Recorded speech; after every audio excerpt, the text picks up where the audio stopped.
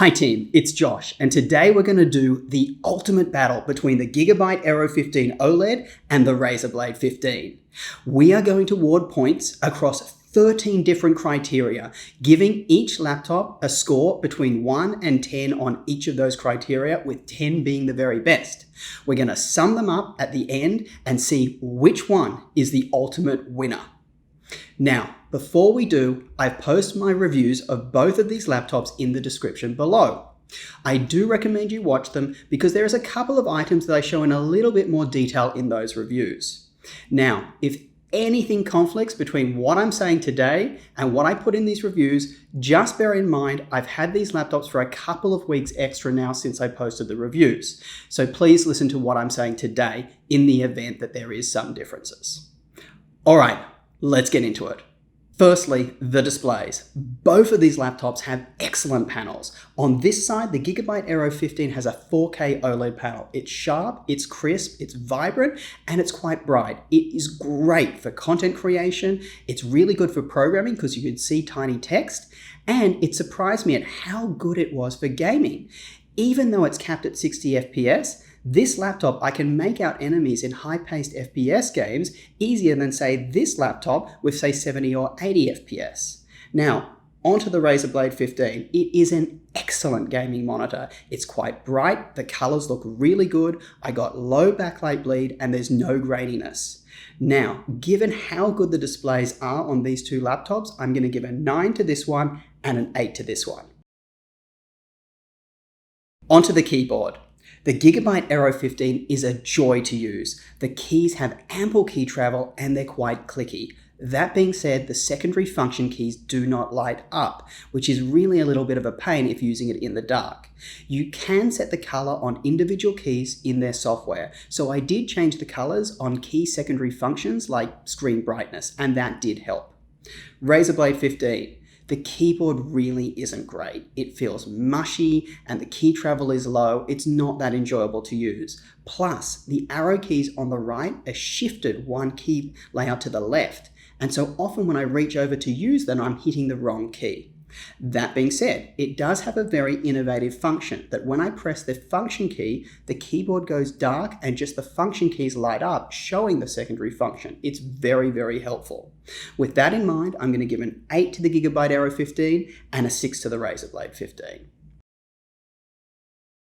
Now let's talk about the trackpad. The trackpad on the Gigabyte Aero 15 is super smooth and the clicks are easy to register. I really enjoy using it, much more than I thought I did. The Razer Blade 15, I said in my initial review that I thought had one of the best trackpads, but after using it for a couple more weeks, I do find that clicking it just takes a little bit more effort than it should. So therefore, I'm going to award a 9 to the Gigabyte Aero 15 and an 8 to the Razer Blade 15. Onto noise. The Gigabyte Aero 15 does have coil whine. It doesn't come on that frequently in my use case, only in super demanding tasks, but when it does, it is quite loud. Now, some reviewers said they didn't have coil whine, but after looking at reviews on the likes of Amazon, I see that several people, and even some commenting in my review of this laptop, say they have it too. With the fans themselves, in quiet mode, it is pretty quiet. Occasionally the fans will come on and you'll hear them just a little bit on moderate tasks, but overall it's pretty good. With the Razer Blade 15 though, it's in a different ballpark. It is completely dead silent. I have never had a laptop this quiet, not even the MacBook Pros. So with that, I'm going to award a 7 to the Gigabyte Aero 15 and a 10 to the Razer Blade 15. Onto the look and feel on the chassis. This laptop is really well constructed. It feels very solid and very firm, and it's a pretty good looking laptop. That being said, it's still a black gaming laptop. Now, the Razer Blade 15 really shines here and completely comes into its own. I mean, this is like a piece of art. It is just absolutely beautiful and absolutely stunning. With that in mind, I'm going to award an 8 to this laptop and a 10 to the Razer Blade 15. Let's talk about ports. Now, the Gigabyte Aero 15 has all the ports you'll likely need. It's got that Ethernet jack and the SD card reader. That being said, the ports are shifted down the laptop and they're a little close together, so it can be a little tough to, find your way to a port when you've got a lot of things plugged in. But all the ones you'll need are there. Now, onto the Razer Blade 15. The ports are placed in a really good location. That being said, it doesn't have that SD card reader. I really think manufacturers need to put that in because with the rise of content creators, it's very useful. All in all, I'm going to award a 9 to the Gigabyte Aero 15 and an 8 to the Razer Blade 15. Let's hit performance. Now, that's where these laptops couldn't be more different in their approach. The Gigabyte Aero 15 is not undervolted out of the box. Once I applied a negative 130 millivolt to it, it did perform pretty well, but it still couldn't maintain its boost clocks. It does thermal throttle back down. With the Razer Blade 15, it is power limited. Now, that being said, it did perform really well with scores that beat the Gigabyte Aero 15. There was some variance. Sometimes I got some very low scores on it. This happened a lot more when I had its manufacturer's version of Windows before I updated to a fresh, clean install. Neither of these laptops are the best with the 9750H CPU if you want the max performance. They are thin and light, portable, powerful gaming laptops. Therefore, even though this scored a little bit better, because of the variance, I'm going to award them both an 8. Heat, and what it feels like to your body when touching these laptops under load. Now, the Gigabyte Aero 15 does manage heat really well. It doesn't get it all hot to the touch. Even under heavy loads, it's just a little warm on the wrist rest area. I have no problems using it on my lap. Now, the Razer Blade 15, on the other hand, gets very warm and under very heavy load gets really hot, and I find it a little bit uncomfortable to use, especially on the wrists. When on battery power, what happens is in the Synapse software, the fan control is actually disabled and set to auto.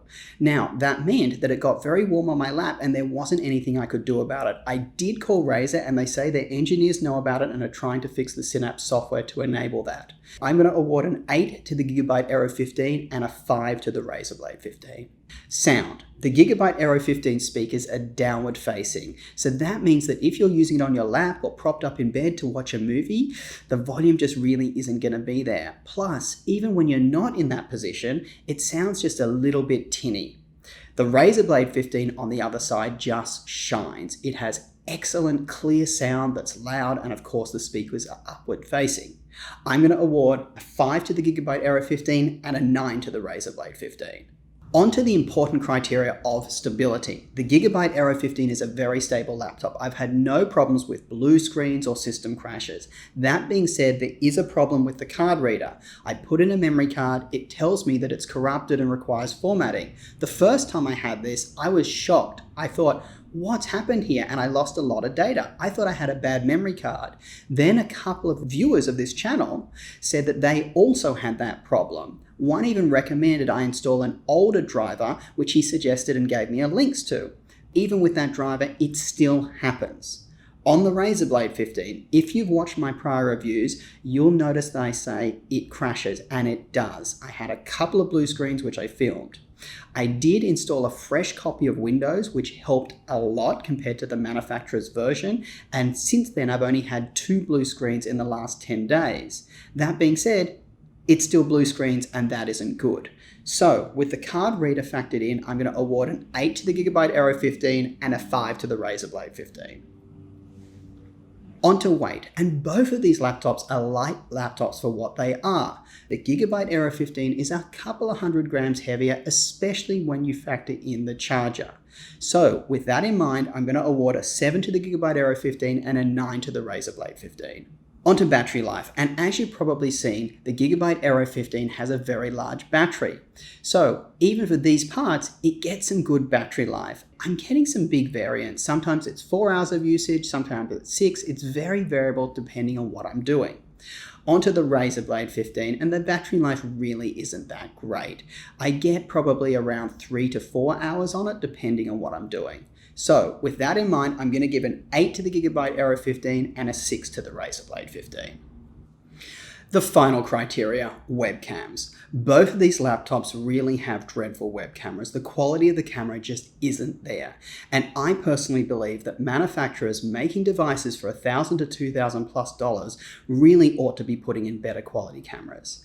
That being said, there is a big difference between these two devices. The Gigabyte Aero 15 has the webcam placed in a really bad location that I think makes the web camera just useless.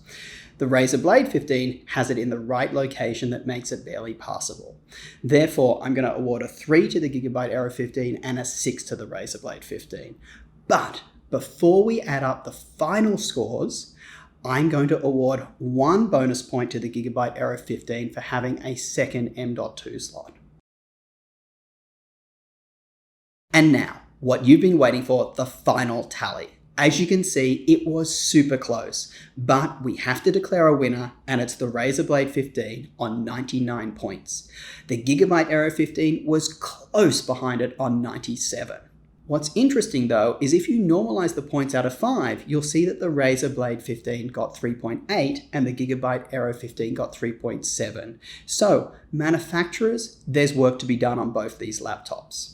Anyway, wrapping up, both of these laptops are excellent devices. They're very different though, because the Razer Blade 15 won out in completely different criteria to where the Gigabyte Aero 15 won out. So it really depends on your individual use case as to which of these devices is the right one for you. If you like this video, I would greatly appreciate it if you smash that thumbs up button below, subscribe. There's going to be more content posted, and if you want to get chatting, feel free to reply with comments about these laptops or anything else. Till next time, I'll catch you later.